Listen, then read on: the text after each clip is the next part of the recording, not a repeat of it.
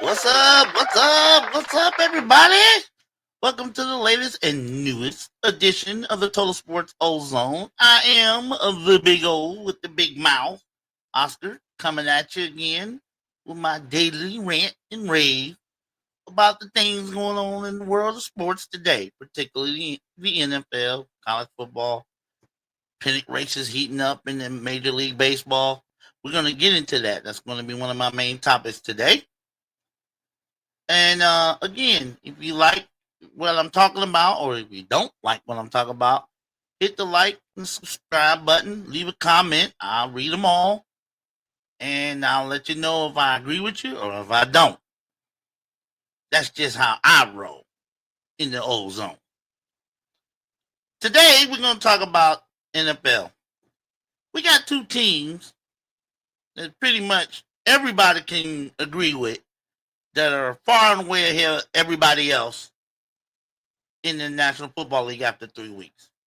In the AFC, the Buffalo Bills, no doubt, 3-0, dominating teams. Point differential plus 31. So that means they're dominating. Yeah, a little bit of a struggle beating the Ravens in week 1, but ever since then, it's been all Buffalo. My question, posing out to you, posing to myself, which team in the AFC is the biggest threat right now to the Buffalo Bills? Tough question. One could say it could be the Ravens, but they choked against the Bills. I've been saying this for the last couple of years. The Ravens can beat pretty much anybody except the Bills and the Chiefs. And they play the Chiefs this weekend in Kansas City. I want to say the Ravens are a legitimate threat, but you got to prove it. You had a chance to prove it in week 1. You had a 15-point lead in the fourth quarter. 5 minutes left. And you blew it. You choked. So can I consider the Ravens a big threat, the biggest threat to the Buffalo Bills? Not until they get that defense straightened out. Period. Offensively, they can score with anybody. Lamar Jackson, Derrick Henry, Trey Flowers, Andrews. They can score with anybody. There's no doubt about that. There are times in games where they look flat out unstoppable. But where's the defense? What's the sense of scoring 30 if you give up 38? What's the sense of scoring 35 when you give up 40? The defense got to get straightened out. And I haven't, and as much as I don't like the Ravens, I can't stand them. I call them like I said in my first show. I call it like I see it. And right now, I don't see the Ravens as a threat until they improve that defense. That defense got to come up.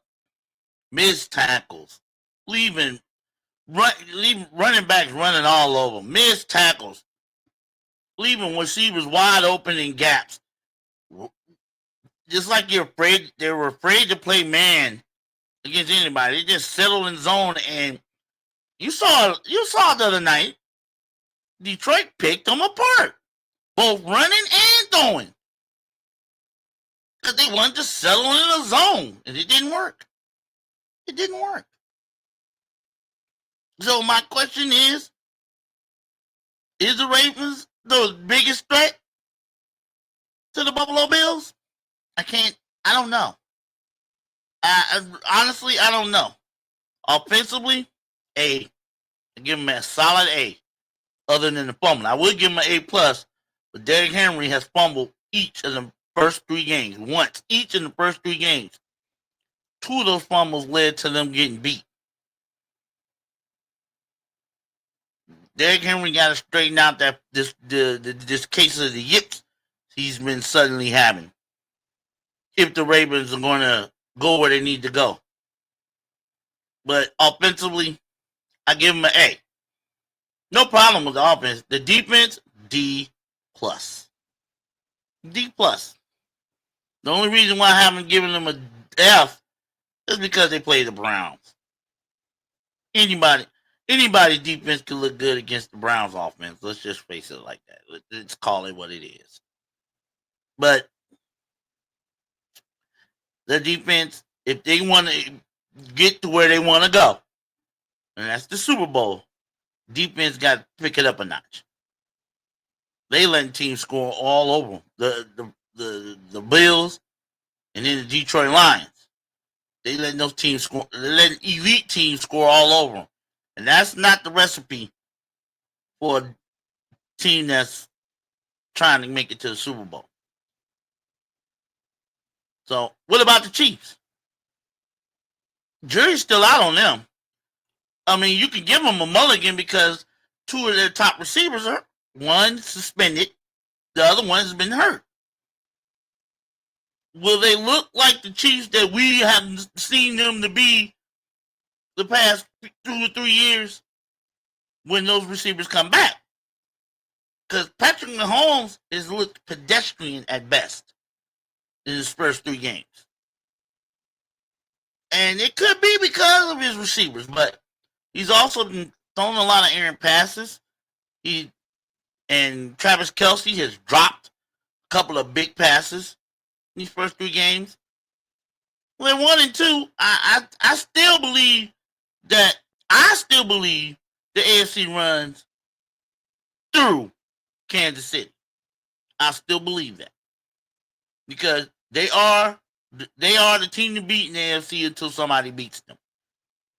Now Buffalo's well on their way, but they've had problems against the Chiefs. We know that. We've seen it. So, but the Chiefs, once they start getting healthy and getting their pieces back, they got all the pieces. They got the pieces. But if they really want to send a message to everybody else in the AFC, they would. That if I was them, I'd go all out to get Tyreek Hill back. You know he's not happy in Miami. Miami's not going nowhere. You can see it in his face in the games Miami's been playing. You can see it in his face. He's not happy in Miami. So if I was the Chiefs, why not bring him back? Yeah, he got some baggage. Who cares? Who cares? It ain't about that. I think they can handle the baggage. But what he would bring to the Chiefs, or bring back to the Chiefs, he can get open. I mean, he made Patrick Mahomes look like the second coming of Tom Brady for a few years. All because he's fast and he knows how to get open. So if I was the Chiefs, I'd make a run to get him. Trade whoever you want to need. Do whatever you need to do to bring Tyreek Hill back to Kansas City. If they did that, I would put them as the biggest threat to the Buffalo Bills. I really would. If they brought him back. Right now, I don't know. I mean, yeah, they wanted to, but I still believe they're going to work it out. They're the Chiefs. Andy Reid, he knows what he's doing. But if they really want to work it out, go get Tyreek Hill. Go get him. Bring him back. Why not? Take a chance. I would. How about the Chargers? Undefeated. 3-0. They beat the Chiefs. Straight up. Last 2 games they won close. They've been close, but they won them. They found ways to win them. Are they the biggest threat to the Buffalo Bills? I mean, Justin Herbert is dealing. He's taking that next step. But the defense is solid, but it ain't spectacular.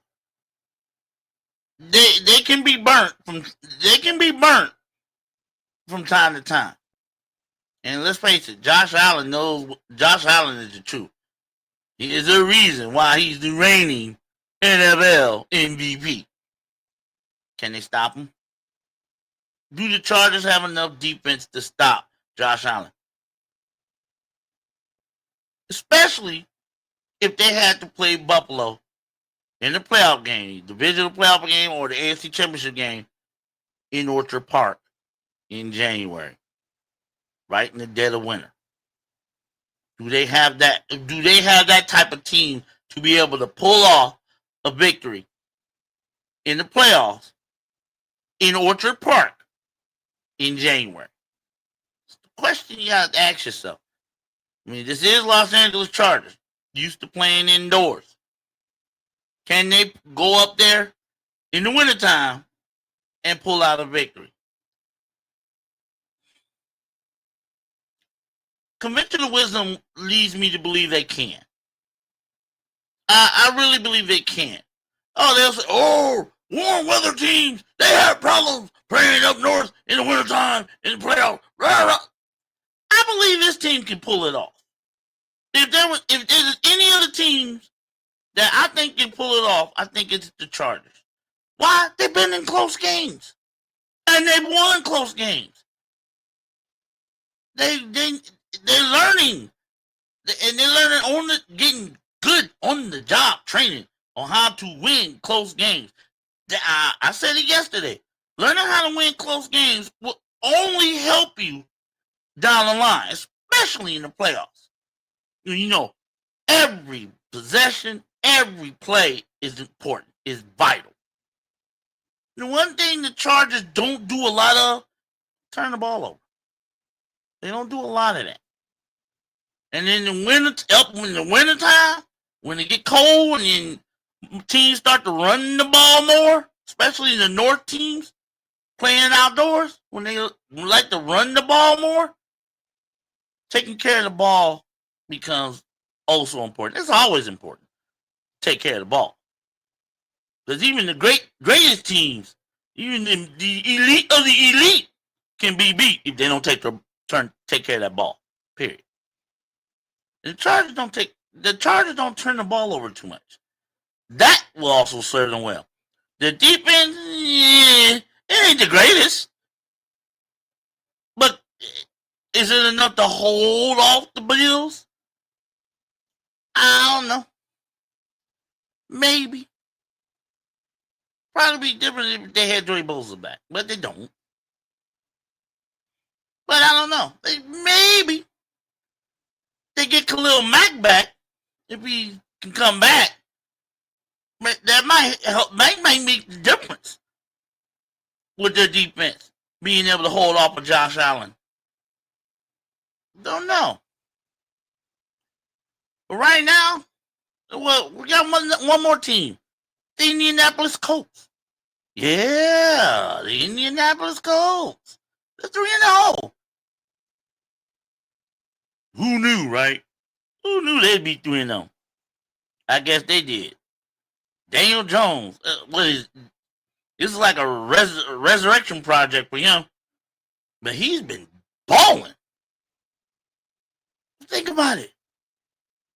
The Colts have only punted once in 3 games. Once! That's unheard of. That is practically unheard of. I've never seen that. And I've been watching the NFL since I was 8 years old. And I ain't never heard of that stat. That the Colts have only punted once. That means you're dealing on offense. That means you're dealing. And they are.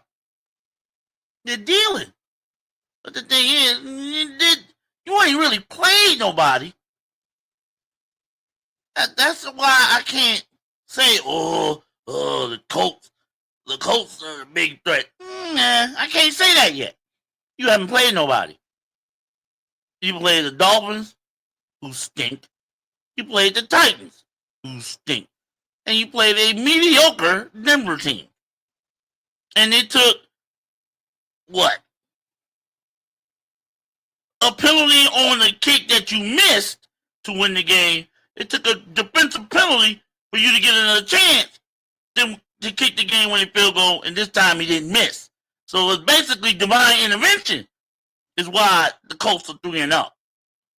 They should be 2-1. But divine intervention and I think a very controversial call is why the Colts are right sitting pretty at 3-0, but they haven't really played anybody of significance. So I can't say, oh, they're the biggest threat. No, I can't. They're winning, but I'm not sold on them yet. Play somebody of significance. Your division's weak. Your division's weak, so I can't say, oh, you run it. You can run the table in the division. Right now, it's weak. It is weak. Let's just face it. Probably the weakest division in the league. Maybe. That or the NFC South, one of those two, take your pick, flip a coin. Yes, the Colts, 3-0, yes. You ain't played nobody yet. I don't think so. You haven't played anybody yet. So I can't anoint them as the biggest threat to the Buffalo Bills. Are there any 2-1 teams out there? No, not really. Not this early in the season. Pittsburgh, the Bengals, nah. Pittsburgh has all kind of problems on defense, if you would believe that. They have all kind of problems on defense, and their offense is up and down like a roller coaster at Six Flags. So I can't anoint them as the biggest threat. And the Bengals, you ain't got Joe Burrow, period. In the discussion. Joe Burrow's out, you ain't got a chance. Yes, you got T. Higgins. Yes, you got Jamar Chase. Yes, you got that Henderson, whatever his name, Frederickson Henderson, on the line, on the defensive line. You still ain't got a chance. Joe Burrow hurt, out for 3 months minimum. You ain't got a chance. There's no way. No Burrow, forget it. Forget it. You see what happened to them in Minnesota. Got destroyed. So, you can forget that. So, right now, my opinion, I ain't going to call it expert, but it's my opinion. As a fan, right now, the biggest threat to the Buffalo Bills in the AFC, I will have to go still with the Chiefs. I know they're 1-2, but when they get their players back, when they get their weapons back, you'll see they'll be a hell of a lot better. And if they manage to get Tyreek Hill back in a Chiefs uniform, forget it. Ain't nobody touching the Chiefs. I'm sorry. Ain't nobody touching them. It's going to be like we're going to be going into fan fatigue. Here we go again. Chiefs in the Super Bowl again. And when is this going to stop? Till somebody beats them. Plain and simple. Now, let's flip it over to the NFC. The Eagles, number one. The Eagles are number one. The defending Super Bowl champions. And they're looking every little bit of the part of trying to repeat. Who's the biggest threat to the Eagles in the NFC? We got several teams. So one would say the Detroit Lions. The way they've looked the last 2 weeks, I wouldn't argue with that. They got weapons all over on offense. Jared Goff, Gibbs, Amon-Ra St. Brown, Montgomery, Williams. They got Laporta. They got all kinds of weapons on offense. It's like pick your poison. It is literally like pick your poison. And people were concerned that when Ben Johnson, their offensive coordinator, left, that they couldn't keep that train rolling. And the first game of the season, it didn't look like they could keep that train rolling. Oh, they greased up the wheels, put a little bit more coal in the locomotive, and now that train is running real well. 52 points laid on the Bears, and they just beat the Ravens in Baltimore, laying 38 points on them. How can you not say it's the Detroit Lions? They got, like I said, they got weapons all over there on that offense. It's like pick your poison. It's like, how do you want to lose today? How do you want us to score on you now? Do you want us to run the ball down your throat? Do you want us to pass it all over the place? How do you want us to beat you? I bet you they literally be asking the other team, how do you want to lose today? How do you want to lose? You want to run? You want us to run it down your throat? You want us to pass it all over your head? How do you want to lose? And who's stopping them? Yeah, they in Green Bay. We'll get to Green Bay in a second. But right now, I believe it's the Detroit Lions. They got the offense and just enough defense to be able to take the Eagles out, whether it be in Philadelphia or in Detroit. Yeah, now they say, oh, they won all these games last year. They spit the bit in the first round at home. That was last year.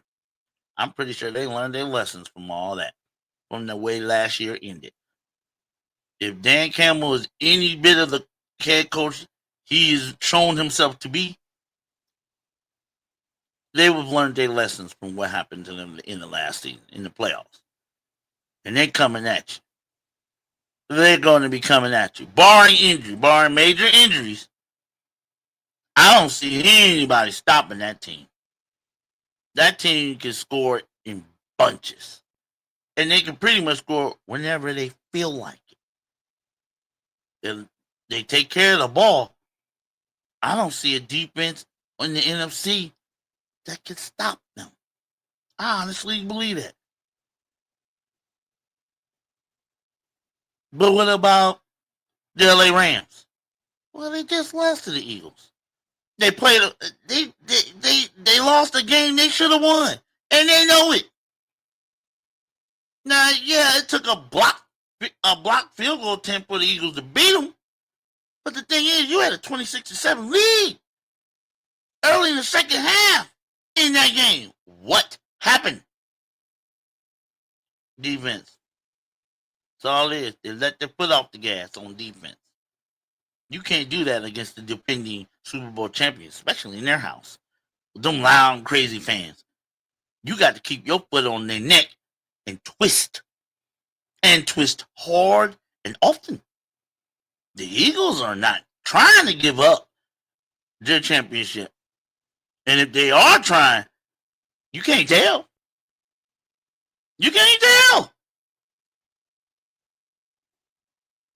The Rams, I believe they can beat them, but they got to learn how to finish. Against top teams, you got to learn how to finish the game. You know, games ain't won in the first and second quarter. They won in the fourth quarter. Ask the Eagles.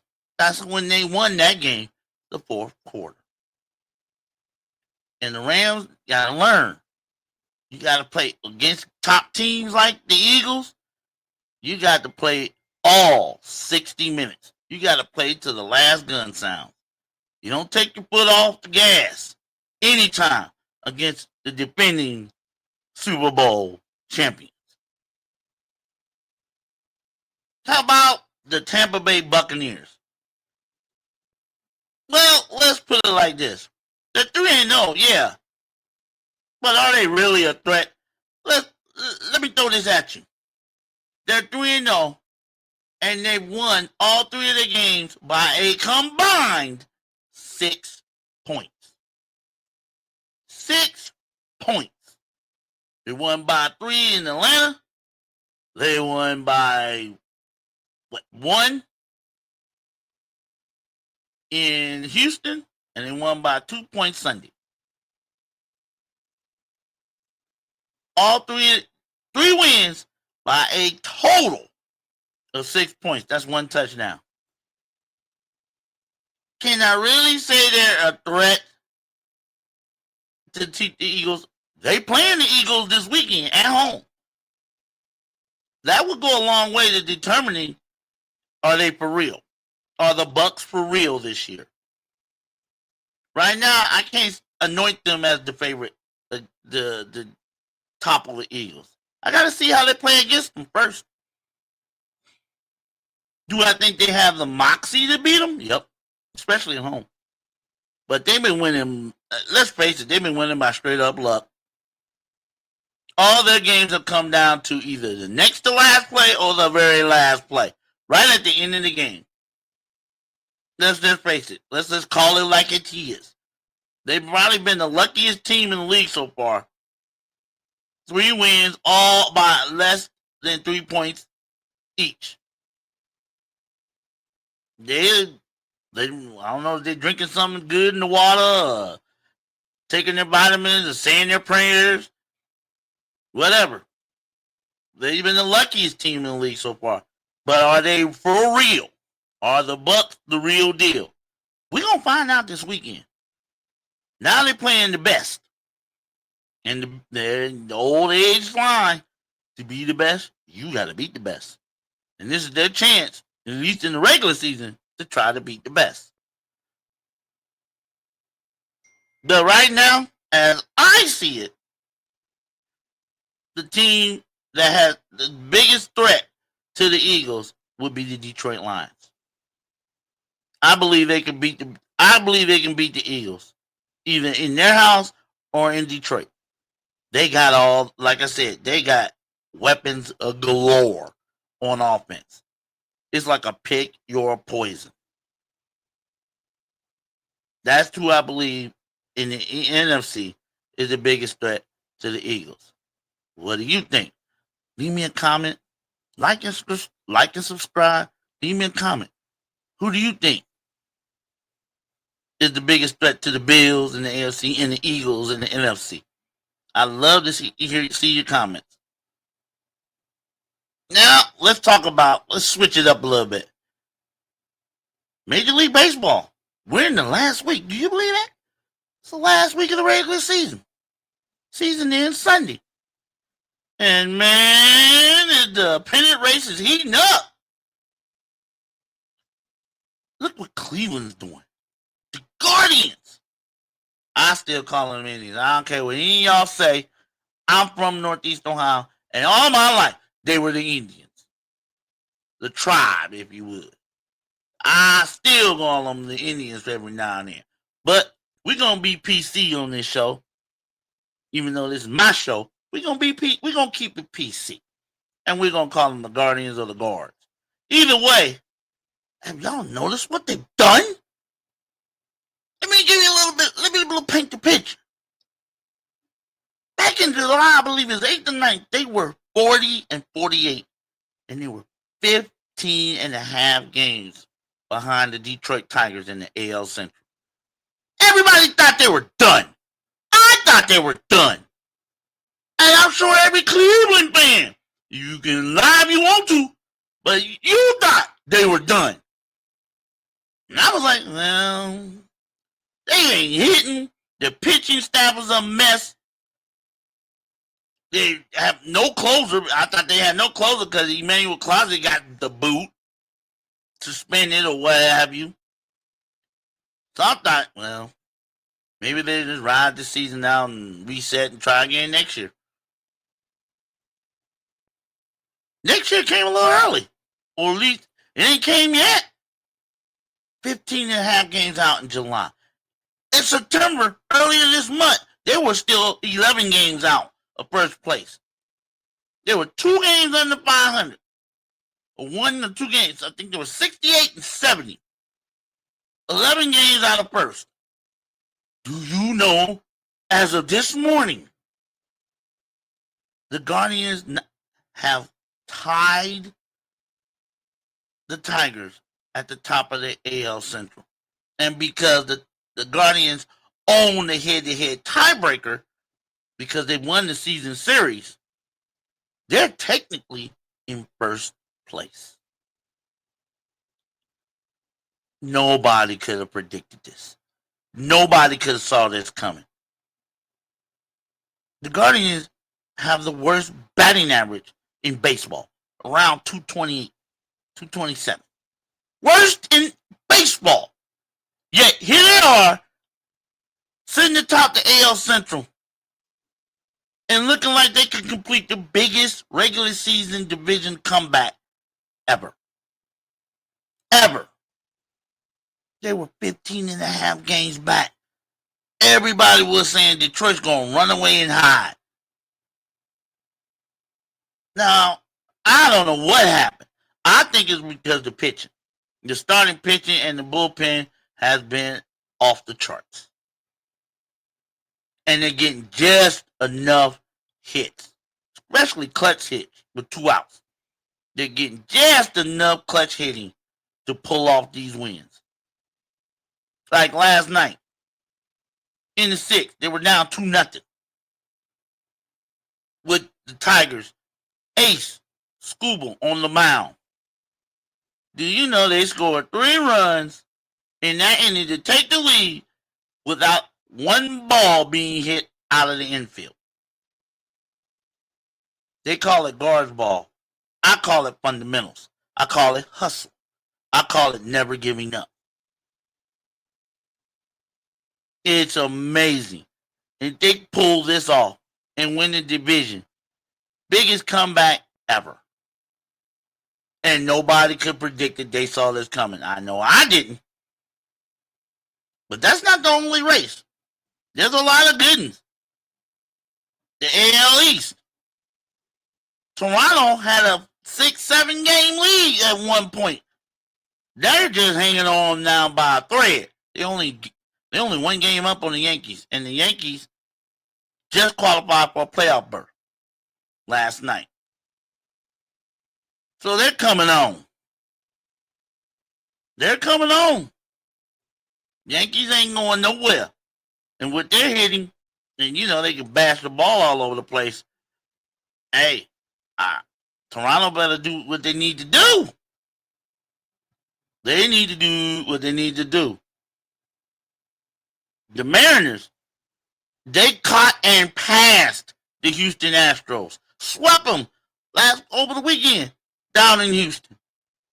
Now, Seattle needs one more win to capture the AL West. Did you see this coming? I didn't. I did not see this coming. I thought Houston was going to run away with the division, especially after they took care of the Rangers a couple weeks ago. I thought, okay, that's it. Houston done wrap this up. No, they didn't. And now they on the, and Houston's in real serious trouble. Because not only are they on the verge of losing the AL West, they may not make it to the playoffs, period. They're one game behind Detroit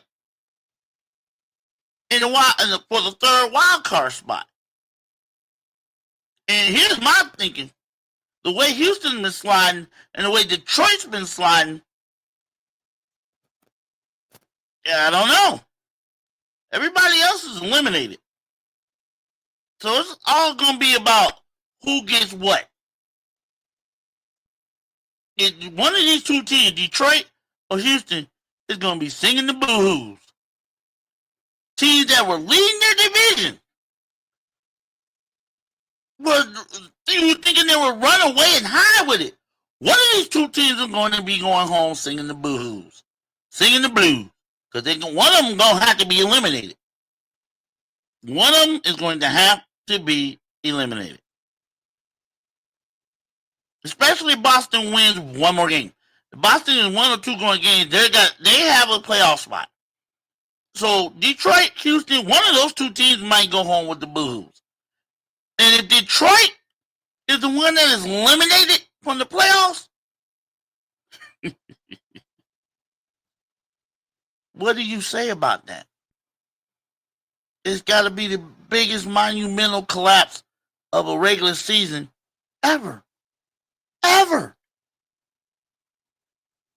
And I'm pretty sure a lot of the Detroit media and the fans are going to ask themselves, what the hell happened?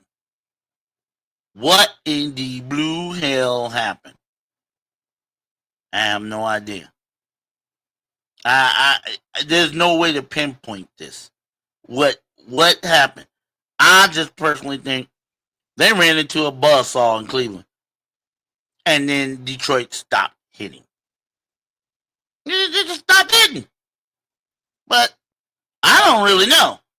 But you can't explain it. There's no real rationale on blowing a 15.5 game lead in 3 months. There's no rationale. There's no rationale blowing an 11-game lead in 3 weeks. How do you do that? An 11-game lead in 3 weeks. This division should have been wrapped up last week by Detroit. This division should have been done, gone, theirs. Wearing the hats, drinking the champagne, pouring it all over each other. That should have happened last week. But here they are. Dodgers might not get a playoff spot.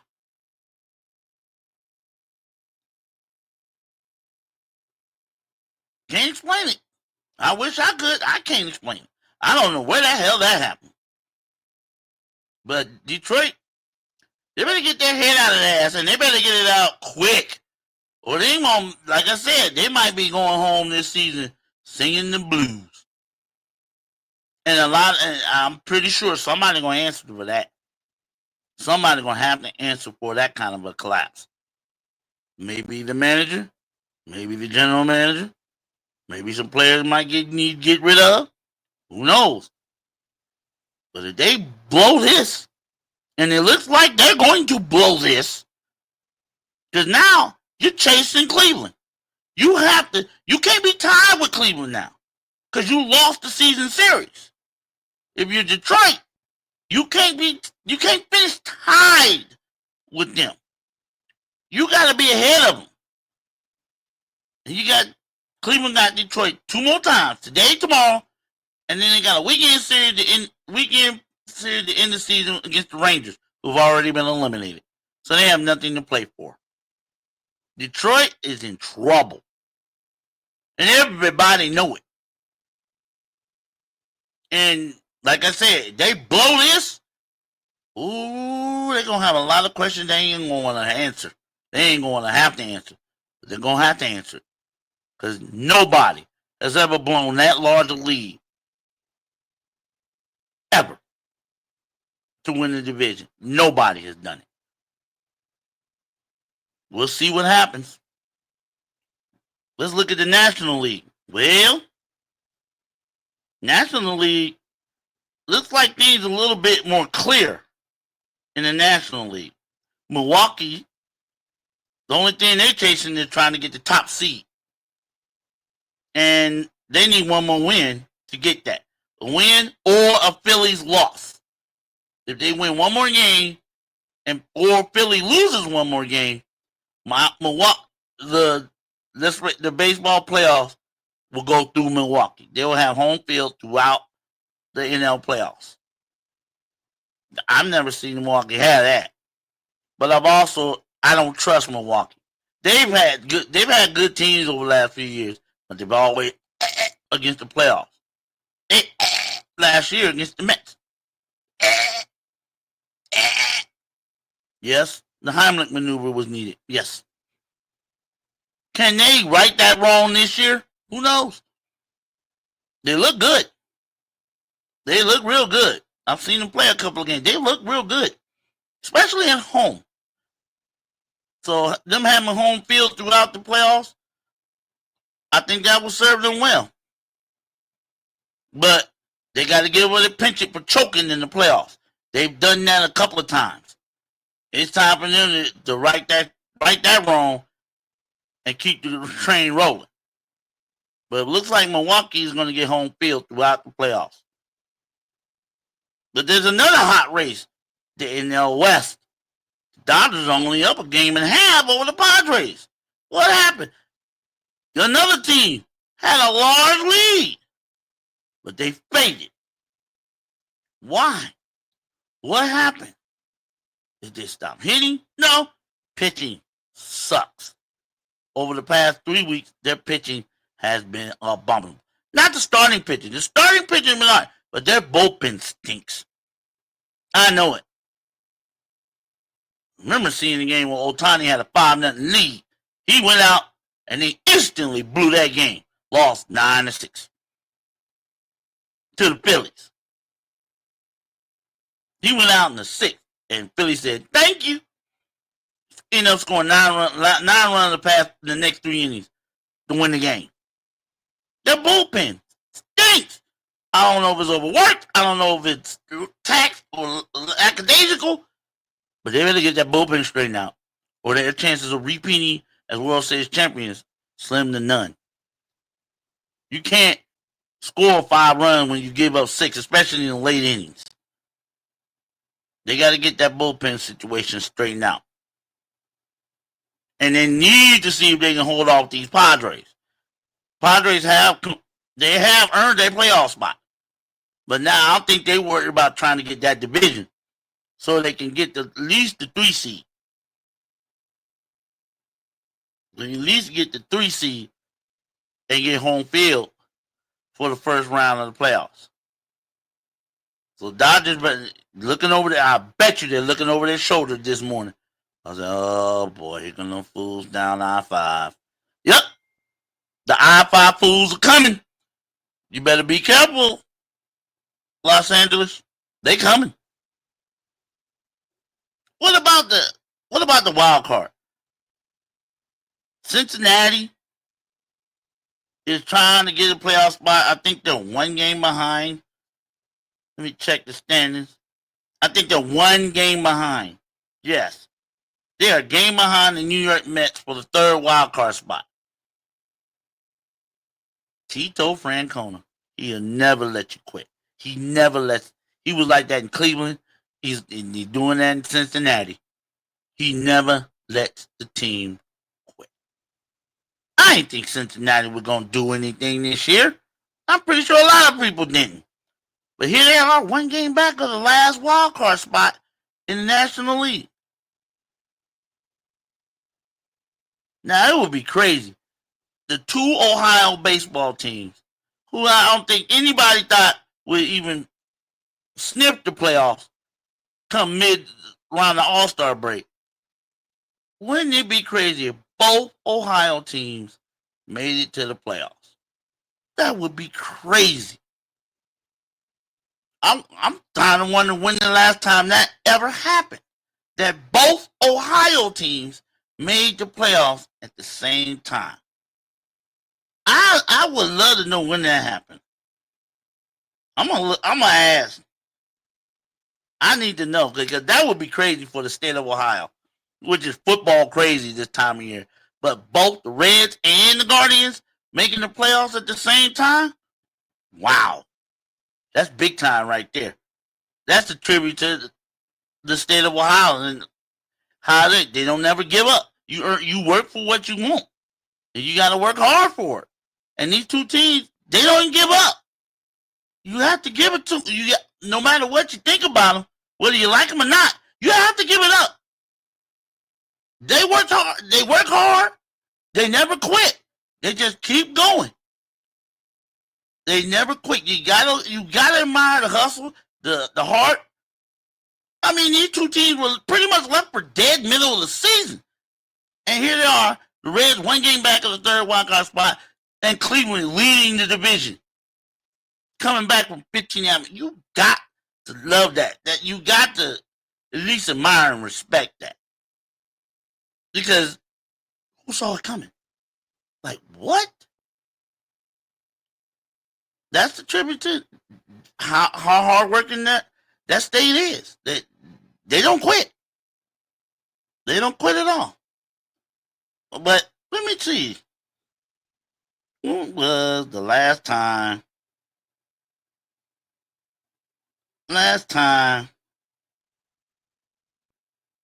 both Ohio baseball teams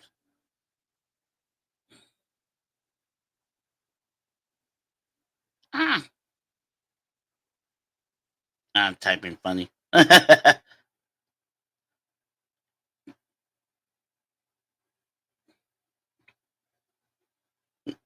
Let me see. I want to know.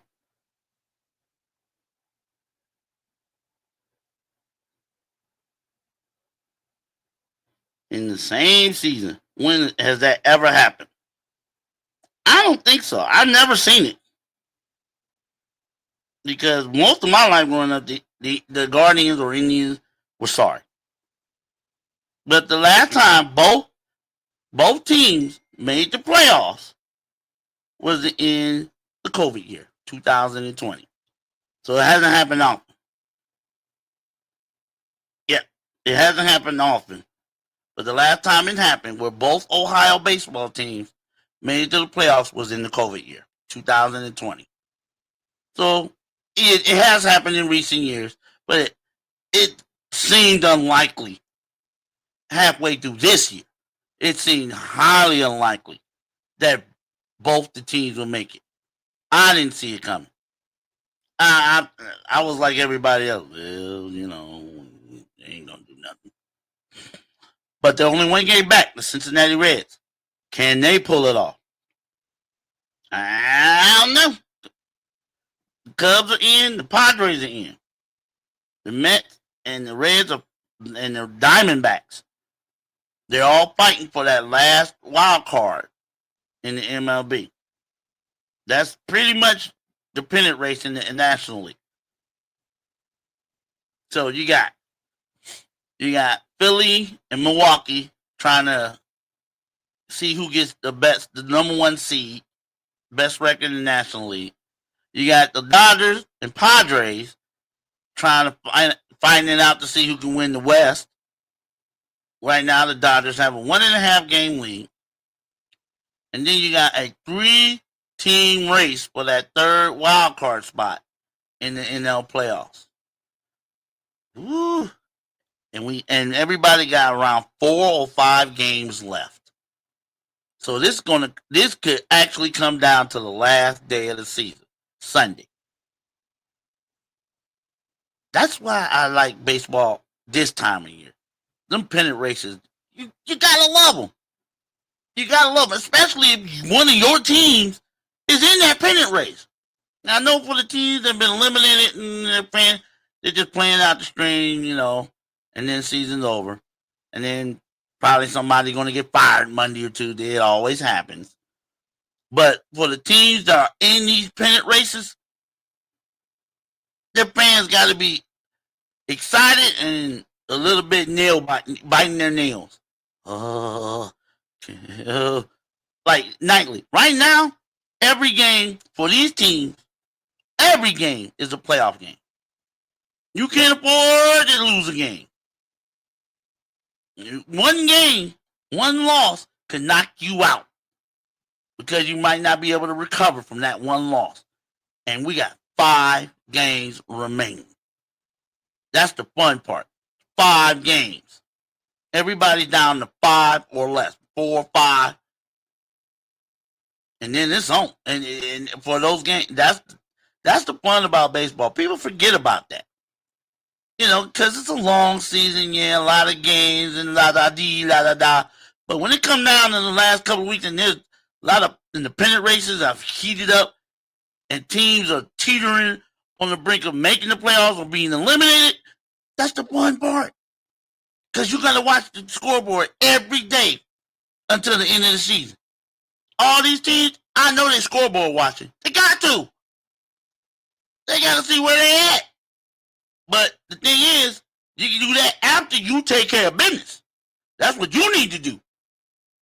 So every game from here on out, for the Reds, for the Diamondbacks, for the Mets, the Guardians, the Tigers, the Astros, every game, the Blue Jays, the Yankees, all those teams, Red Sox too, every game from here on out is a playoff game.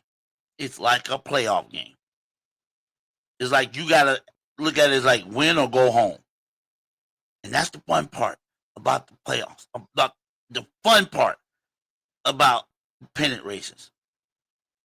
A lot of people poo-pooed them extending the wild card from 1 to 3 spots. A lot of people poo-pooed it. But it has given a lot of teams a lot more hope. Every year, these teams get a lot of hope they can make the playoffs. And then you make the playoffs, who knows what you're going to do. You might get hot or you might slump. Who knows? But all I know is it's fun to follow. I absolutely love the pennant races. That's when I get into it the most. Because I don't need to see who's going to be in, especially the Guardians, who are my team. I didn't see this coming. And this is so exciting and so welcome and so unexpected. It is so unexpected that they made this out of the world run to catch the Tigers after being behind by 15 and one half games. How do you explain it? You can't explain it. But it's fun to watch.